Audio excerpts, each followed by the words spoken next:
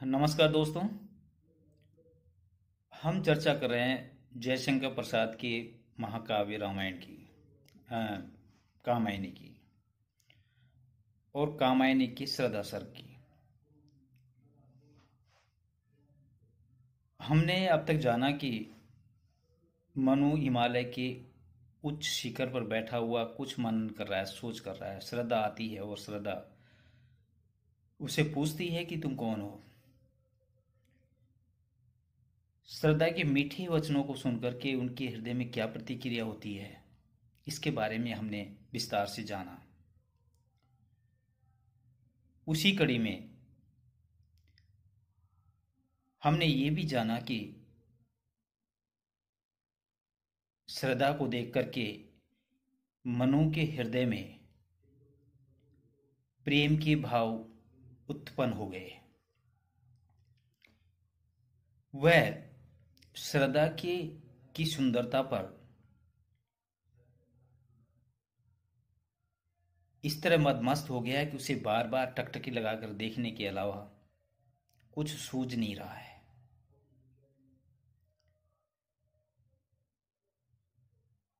उसके हृदय के उठने वाले भावों को पहचाना मनु ने।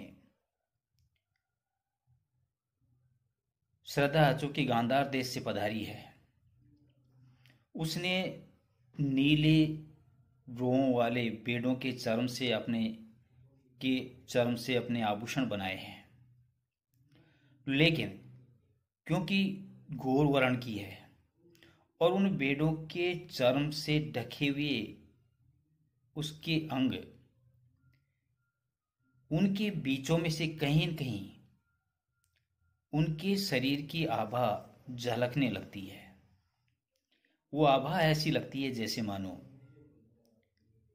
चारों तरफ बादल छाए हुए हैं और उस बादलों के बीच से बिजली कड़क रही हो। और जब बिजली कड़कती है तो उन बादलों का रंग गुलाबी हो जाता है और वो बिजली मानो मेघ चर्मों से ढके हुए श्रद्धा के शरीर के बीच की झांकी हो। यानी उसकी सुंदरता के और भी चार चांद लग जाते हैं। अब इससे आगे, आहा वह मुख पश्चिम के व्योम बीच जब गिरती हो घनश्याम, अरुण रवि मंडल उनको भेद दिखाई देता हो घनश्याम।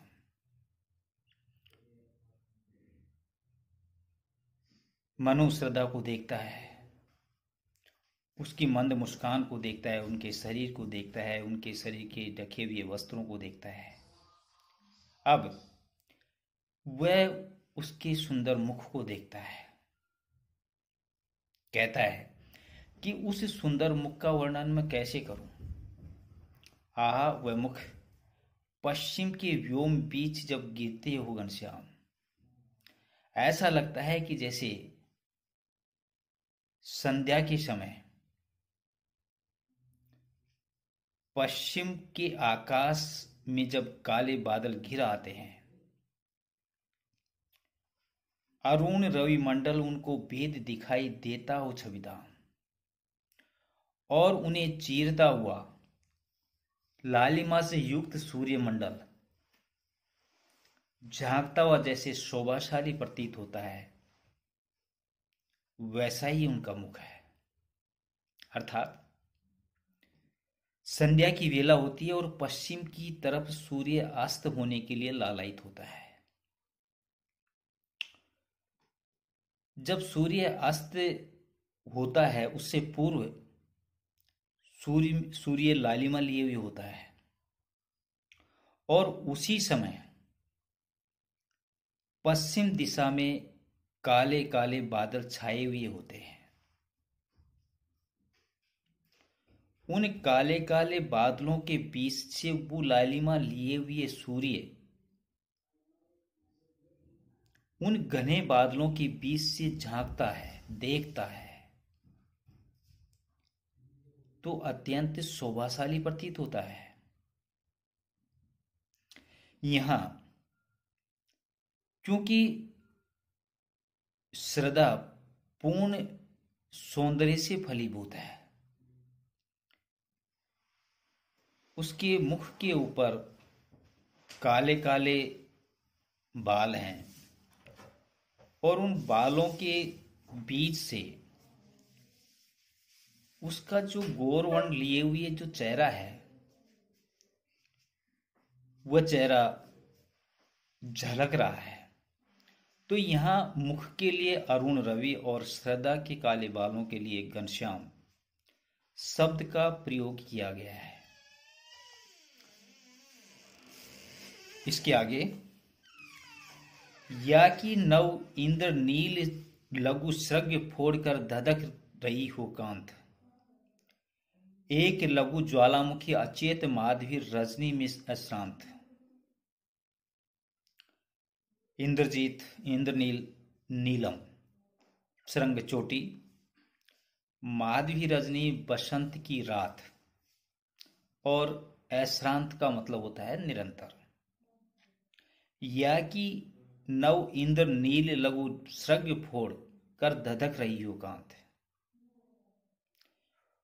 उसके चेहरे का वर्णन करते हुए जयशंकर प्रसाद मनु के माध्यम से कहलवाते हैं कि या नीलम के उस छोटे से ज्वालामुखी पर्वत की चोटी पर जो, या कि नव इंद्र नील लघु श्रव्य फोड़कर धधक रही हो कांत, छोटे से ज्वालामुखी पर्वत की चोटी पर जो अभी उमड़ने वाला नहीं, एक लघु ज्वालामुखी अचेत माधवी रजनी में श्रांत, बसंत की रात में जैसे सुंदर लपटे अपने भीतर छोटा ज्वालामुखी पर्वत लपटों को अपने भीतर समाये हुए अंदर ही अंदर धधक रहा है, वैसी ही उस श्रद्धा के मुख की शोभा थी। अर्थात चूंकि श्रद्धा की अवस्था थोड़ी है और इसी से उसे छोटा सा पर्वत कहा है, नील परिधान से उसका शरीर ढका हुआ है, नील चर्म से, भेड़ों के चर्म से उसने अपने शरीर को ढक रखा है जो नीले रंग के हैं। इसी से इस पर्वत को नीलम कहा गया है। चोटी शब्द का प्रयोग उससे कंधे के ऊपर के भाग के लिए किया गया है। चूंकि श्रद्धा अभी यौवन काल में है और इसी से उस पर्वत को बसंत की रात में धधकते हुए कहा है। पूर्ण यौवन को प्राप्त नहीं हुई है। जैसे एक ज्वालामुखी बाहर निकलने से पहले उस पर्वत के अंदर धधकती रहती है, उस सुराग ढूंढती है उस पर्वत के अंदर से बाहर निकलने के लिए, लेकिन चूंकि श्रद्धा की अवस्था थोड़ी है और उससे कम अवस्था होने के कारण श्रद्धा के हृदय के अंदर उठने वाले भाव, प्रेम के भाव, उद्दाम भावनाओं के भाव अभी पूर्ण रूप से बाहर नहीं निकले हैं, पूर्ण युवती नहीं हुई है। अभी उसके हृदय के भाव अंदर ही अंदर उमड़ रहे हैं, घुमड़ रहे हैं। जिस प्रकार एक ज्वालामुखी पर्वत से बाहर निकलने से पूर्व वो अंदर ही अंदर हलचल मचाती रहती है, तो यहां पर पर्वत को छोटा इसलिए कहा, अभी शिशु है, छोटा है, अभी पूर्ण ज्वालामुखी नहीं बना है। तो इसे उस पर्वत को बसंत की रात में धधकते हुए कहा है। बसंत का दिन अभी आने वाला है, बसंत की रात है, पूर्ण यौवन अभी निकलने वाला है, उससे पूर्व का समय है। ज्वालामुखी की कांत लपटों को उसके मुख की आभा बताया है। जब ज्वालामुखी पूरी तरह से निकलती है, अपने साथ लावा तो लाती है, लेकिन लावा के साथ साथ लपटे भी लाती है। श्रद्धा का जो चेहरा है वो पूर्ण यौवन से मदमस्त है, या यूं कहें कि यौवन आने से पूर्व उस चेहरे पर वो प्रकाश फूटने लग रहा है जो सुंदरता का प्रतीक है। श्रद्धा में अभी किसी से प्रेम नहीं किया है। यही कारण है कि उसके अंतर में, उसके हृदय में ज्वालामुखी या उसकी जो प्रेम के भावों का जो वेग है, वह वेग अभी अचेत है, सुप्त अवस्था में है।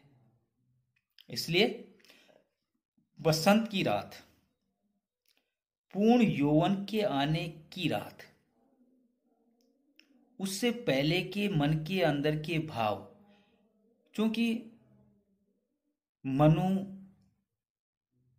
से श्रद्धा पूछती है कि तुम कौन हो। मनु उस प्रश्न का जवाब तो नहीं दे पाता अभी, लेकिन उसको देख करके आश्चर्यचकित हो जाता है। उसके हृदय के अंदर अनेक प्रकार के भाव आते हैं जो अब तक सोए हुए थे,